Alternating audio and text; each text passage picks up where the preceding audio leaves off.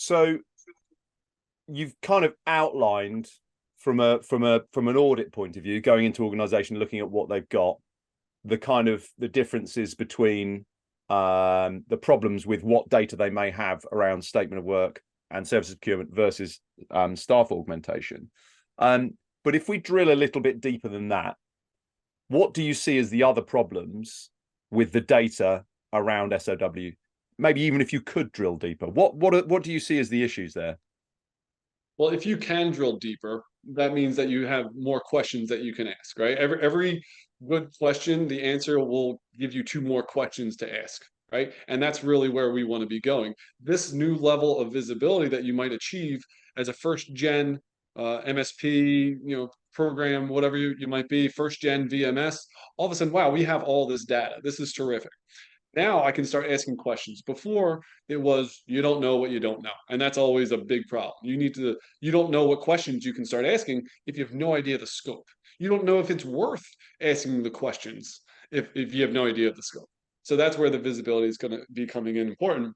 But if, let's say, you do have this level of data and you do, as part of your governance structure, you mandate collecting certain pieces of data, and you can do that. An SOW program is what the end buyer deems is necessary. That's why all these programs are configured in such a way that they're all pretty unique snowflakes.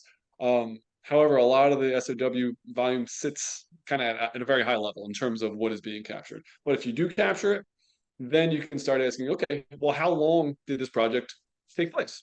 How many different workers were associated with it in and out within the project? Do you want to know that? It's a strategic decision. Sometimes the answer is yes, I want to know. Sometimes the answer is no, I'll just leave that to the vendor. And that's okay. It's just a matter of recognize that that's a decision that you need to make. It's not just something that you should avoid. You don't know that you should be asking that to begin with. Know these regular questions that should be coming up when you're governing, when you're implementing your program. So understanding all the different pieces within the SOW at the sourcing process. Are there multiple different bids that are being captured?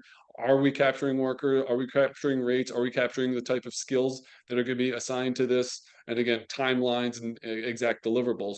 If you capture all that information, you have a treasure trove. It might be a little bit, case by case by case, but you roll up the cases. You don't get to insights by looking at granular level, requisition level information. You get to insights by finding that happy medium between we have a $300 million program to we have Sally Jones that has worked for the last 5 weeks on our job. Neither of those provide a level of insight that you need. There's that happy medium, that gray zone that's in between granularity and a macro level. That is really where you can start finding out how should we change the program? How should we make different decisions so that we can improve cost savings and efficiency down the line?